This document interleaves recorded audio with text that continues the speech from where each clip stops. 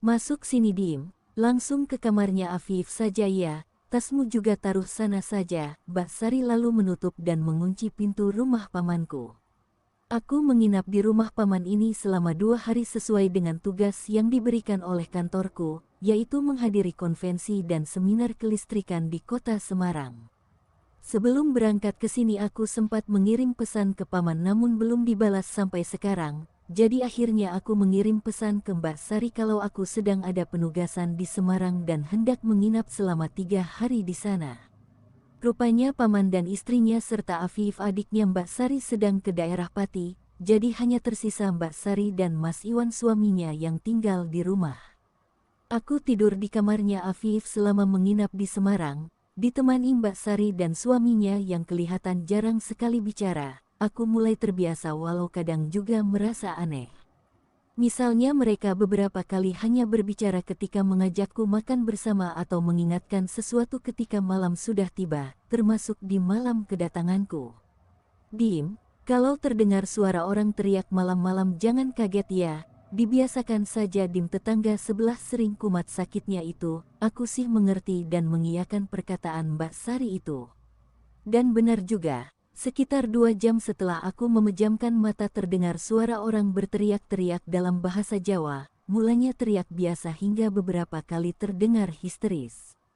Setelah teriakan itu tak terdengar lagi tiba-tiba suara tangis mulai terdengar menyusul, dengan terisak-isak aku lumayan sanggup mendengar rintihan dan keluh kesah dalam tangisan itu. Hingga akhirnya aku kebelet pipis dan beranjak dari tempat tidur lalu menuju ke toilet. Di toilet aku mencium bau oli mesin dan terkadang suara angin. Setelah selesai pipis mendadak aku kesulitan membuka pintu toilet, seakan-akan ada yang menahannya dari luar karena pintunya sudah beberapa kali terdorong sedikit.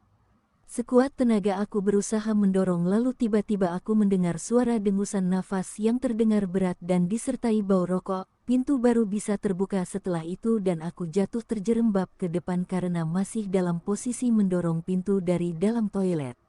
Sambil beranjak berdiri aku merasakan ada seseorang atau sesuatu berdiri di sebelah kananku, namun aku tak menoleh ke arahnya.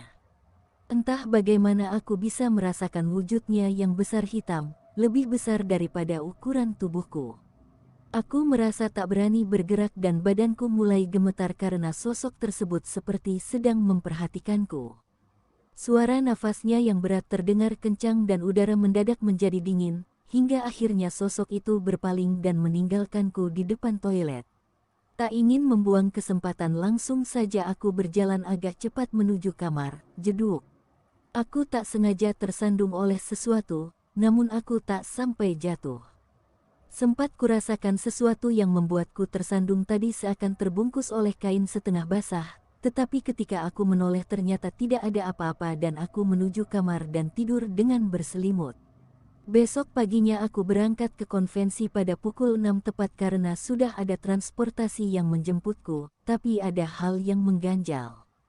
Sewaktu aku bangun selepas subuh tadi tak kudapati ada yang bangun di rumah paman. Hingga saat aku sudah bersiap diri dan akan pamit ke Mbak Sari. Yang kudapati hanyalah suara air dari kamar mandi. Mbak Sari, aku berangkat ya, pamitku. Agak lama lalu terdengar suara Mbak Sari dari dalam kamar mandi. Iya Dim, pintunya kamu kunci saja, kuncinya kamu bawa saja, aku ada kunci sendiri. Lalu aku melewati sebagian hari ini di acara konvensi dan seminar, hingga acaranya berakhir pada pukul 17 sore. Hujan yang turun dari siang hari masih belum reda juga hingga menjelang maghrib.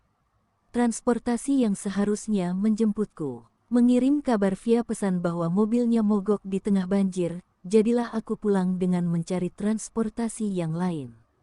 Akhirnya aku memesan taksi online dengan bantuan aplikasi, lalu taksi itu datang setelah 12 menit kutunggu. Sebuah mobil minibus berwarna hitam datang dengan nomor polisi yang sesuai dengan di aplikasi, lalu dari arah kemudi keluar seorang wanita paruh baya menyapaku dan membuka pintu penumpang untukku. Sungguh ramah ibu ini.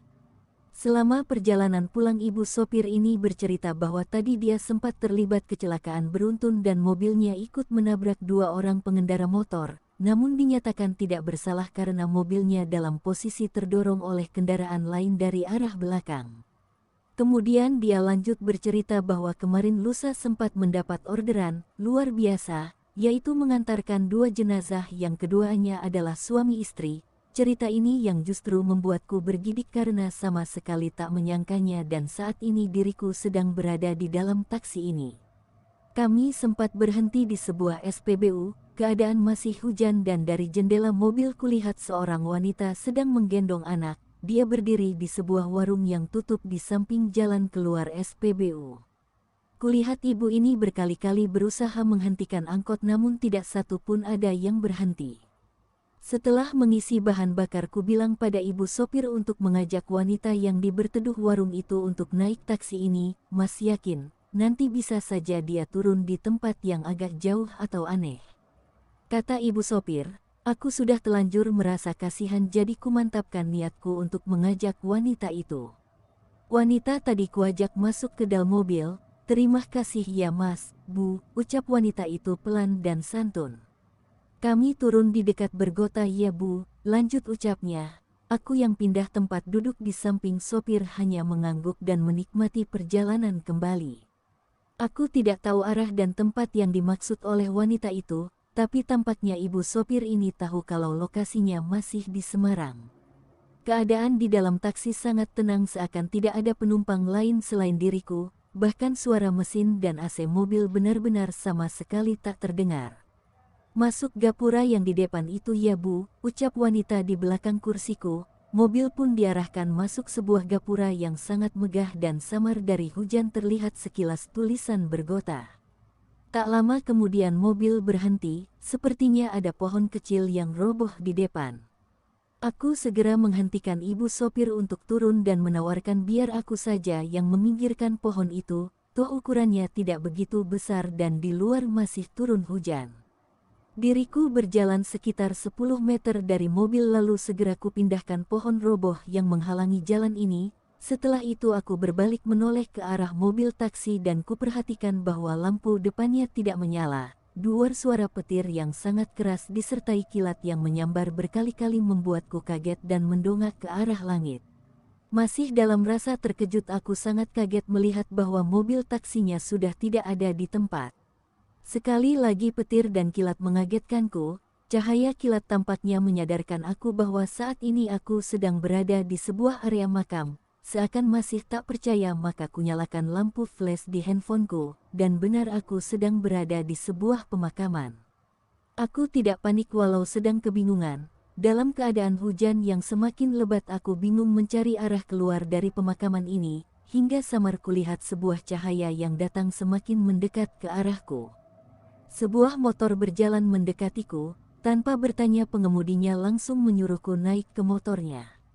Aku dibawa ke sebuah pos, letaknya berada di dekat pintu masuk pemakaman. Di pos ini aku ditanyai dan disuguhi segelas teh hangat. Setelah kuceritakan semua kejadiannya aku ditenangkan kembali dan diberitahu bahwa diriku bukanlah satu-satunya yang pernah mengalami hal itu. Yang menolongku ini adalah seorang bapak yang bertugas sebagai penjaga makam. Kemudian datang seorang pemuda dengan mengendarai motor. Dia adalah anak dari penjaga makam ini dan bersedia untuk mengantarku pulang ke rumah paman. Aku diantar sampai di depan rumah pamanku dan pemuda ini kuberi upah sukarela yang mulanya dia tolak tapi kupaksakan supaya dia menerimanya. Sebelum masuk rumah kuambil handphone untuk melihat waktu, ternyata sudah pukul 23.34. Tak kusangka bahwa waktu berjalan sangat lama dan aku jadi sungkan kepada Mbak Sari karena sudah pulang terlalu malam. Setelah masuk rumahku perhatikan lampu semua ruangan sudah dipadamkan kecuali dapur dan kamar mandi. Kutaruh tas di kamar dan bersiap untuk mandi. Tidak kualami kejadian aneh sewaktu mandi, tidak seperti kemarin malam. Sewaktu berjalan melintasi dapur, di meja makan kuperhatikan ada sepiring nasi beserta lauknya. Sebuah kertas diletakkan di samping piring. Dimas, sudah kusiapkan makanan buatmu. Aku merasa senang namun agak terganjal di pikiran. Seingatku tadi ketika menuju ke kamar mandi di atas meja makan ini tidak ada piring satu pun. Sudahlah aku benar-benar sudah lapar dan kedinginan malam ini. Biar makanan ini turut membantu menyegarkan keadaanku. Setelah makan, aku menuju ke kamar dan mempersiapkan diri untuk tidur. Uhuk, sebuah suara batuk terdengar dari arah ruang tamu, padahal baru saja ku buka pintu kamar. Niat untuk istirahatku urungkan karena suara batuk tadi terdengar seperti suaranya Mas Iwan. Aku berjalan menuju ke ruang tamu untuk menyapanya. Di kamar tamu yang gelap itu terlihat sedikit samar seseorang sedang duduk di kursi yang paling dekat dengan jendela, tanpa memakai baju tapi hanya memakai sarung sambil asyik merokok. "Gak tidur Mas?" tanyaku. "Iya, lagi pingin merokok aku." Setelah basa-basi aku kembali ke kamar. Aduh sakit, suara teriakan-teriakan di malam hari kembali hadir dan membangunkanku. Aku menjadi terjaga dan kali ini sepertinya aku merasakan sulit untuk tidur lagi. Aku menuju ke toilet karena kebelet. Begitu keluar dari pintu kamar aku mendengar suara seseorang seperti sedang menggoreng sesuatu di dapur. Sesampainya di dapur kudapati sosok yang sepertinya itu Mbak Sari sedang berdiri membelakangiku dengan posisi menggoreng sesuatu. Dia tidak menyadari kehadiranku tampaknya. Aku lalu ke toilet. Kali ini di dalam toilet ini aku mencium aroma asap rokok yang membikin mual. Setelah selesai aku langsung keluar agar bisa merasakan udara yang normal. Setelah keluar, terdengar suara di kamar mandi yang letaknya di sebelah toilet. Suara air yang sedang diguyurkan dari gayung terdengar jelas. Siapa yang mandi malam-malam begini, pikirku. Lalu aku menuju ke kamar. Di dapur sudah tidak ada Mbak Sari. Sepertinya dia sudah selesai menggoreng sesuatu tadi. Di meja makan kulihat ada piring beserta lauk yang ditutup oleh tudung saji.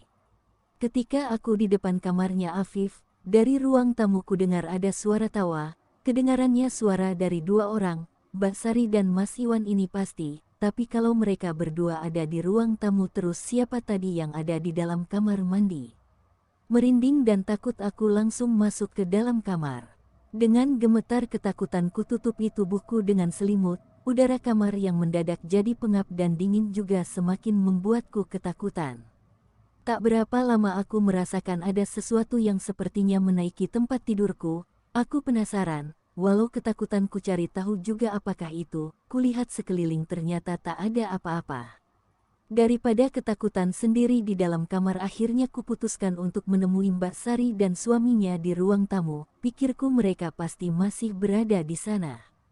Bergegas aku keluar dari kamar dan menuju ke ruang tamu. Ternyata mereka berdua sudah tidak ada di sana. Dari arah kamar Mbak Sari kudengar suara orang sedang berbincang, mereka masih terbangun sepertinya. Kuberanikan mengetuk pintu kamarnya. Sebuah suara yang pelan menjawab, "Masuklah." Sempat berpikir sejenak lalu kubuka pintu kamar Mbak Sari. Ruangannya gelap dan jendelanya terbuka sehingga sinar redup dari luar membuat siluet di arah tempat tidur. Terlihat dua orang sedang duduk di tempat tidur itu. "Mbak Sari, Mas Iwan."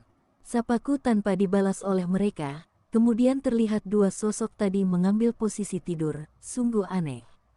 Karena penasaran akhirnya kudekati ke arah tempat tidur. "Jelir," duar suara petir mengagetkanku dan cahaya kilatnya mengungkapkan padaku siapa dua sosok yang sedang berada di tempat tidur itu. Dua pocong yang kainnya masih terlihat basah terbaring berdampingan. Aku tertegun tak bisa bergerak menyaksikannya. Mulutku ingin berteriak namun terkunci. Selanjutnya kilat berkali-kali muncul dan semakin memperjelas kehadiran kedua pocong itu. Duar suara petir terdengar lagi dan kali ini entah mengapa membuat badanku bisa digerakkan. Aku langsung berlari menuju kamar Afif. Sial sekali kamar ini mendadak tak bisa dibuka, seakan terkunci. Kemudian aku berencana untuk keluar saja ke teras rumah. Sesampainya di pintu utama ternyata hal serupa juga terjadi. Pintunya tak bisa dibuka dan kuncinya kuputar berkali-kali juga tak berguna. Aku terjebak sepertinya. Aku pasrah dan ketakutan. Di ruang tamu rumah paman akhirnya kuputuskan untuk tetap terjaga dan menunggu pagi. Aku merinding tak berhenti, duduk di kegelapan yang dingin sementara di dalam rumah ini diriku sedang diteror oleh makhluk halus. Sebuah sosok hitam gelap tiba-tiba datang dan menduduki kursi di seberangku. Kemudian sosok itu menyalakan rokoknya. Bagai lokomotif zaman bahla asap rokoknya tak begitu lama memenuhi satu ruangan ini. Baunya yang tak sedap akhirnya membuatku tak sadarkan diri. Azan subuh membangunkanku, badanku entah kenapa terasa agak linu dan capek. Masih agak susah digerakkan seakan-akan aku habis bekerja mengangkut bebatuan. Di saat hari mulai terang, entah sudah jam berapa. Dari jendela kulihat banyak orang sedang berdiri, beberapa berkerumun dan berbincang di depan rumah paman dan rumah tetangga sekitar yang tidak jauh. Lalu aku melihat wajah yang tidak asing namun terlihat sayu, itu adalah pamanku, ada juga bibiku dan Afif anak bungsu mereka. Aku bergegas membuka pintu yang ternyata sudah bisa dibuka, keluar rumah dan menghampiri mereka. Tak sadar, aku tidak memperhatikan banyak orang-orang, termasuk paman dan keluarganya begitu terkejut melihatku, apalagi mereka terkejut melihatku keluar dari rumah paman. Bagaimana kau bisa dari dalam rumah diem? Kami sudah 4 hari berada di Pati. Sari dan suaminya meninggal karena kecelakaan di sana, sekalian dimakamkan di dekat makam mertuanya. Aku sok, lalu kurangkul pamanku dan aku pingsan di pelukannya. Kuceritakan semua yang sudah kualami di rumah ini, termasuk dari awal di mana aku berusaha memberitahu paman kalau aku akan menginap di rumah ini. Pamanku dan semua orang yang mendengarkan ceritaku terdiam, entah harus percaya atau tidak, beberapa memperlihatkan rona takut di wajah mereka. Selanjutnya aku menginap 2 hari lagi sambil membantu keluarga paman, ku kabari juga orang tuaku dan meminta perpanjangan cuti dari kantor. Selang waktu, ada sebuah kesempatan Afif menceritakan kronologi kecelakaan yang menewaskan Mbak Sari dan suaminya. Aku kaget dan merasa tak asing dengan ceritanya. Seakan-akan mirip dengan cerita dari ibu sopir taksi gaib yang beberapa waktu lalu kutemui. Afif menunjukkan foto lokasi kecelakaan yang didapatkannya dari warga sekitar yang ikut menolong. Di foto ini aku melihat objek yang tidak asing, yaitu sebuah mobil minibus hitam, persis dengan mobil taksi gaib malam itu. Di kursi kemudi terlihat pengemudinya terkulai tak bergerak dengan rambut terurai. Dari situ terlihat bahwa pengemudi ini adalah seorang wanita. Ditambahkan oleh Afif bahwa tak ada korban selamat dalam kecelakaan beruntun itu, termasuk penumpang taksi yang seorang wanita dan anaknya yang masih teramat kecil ikut meninggal dalam gendongan ibunya. Semua untaian kejadian yang menyerupai sebuah kebetulan membuatku terpana, tak mampu berpikir lebih jauh. Tamat.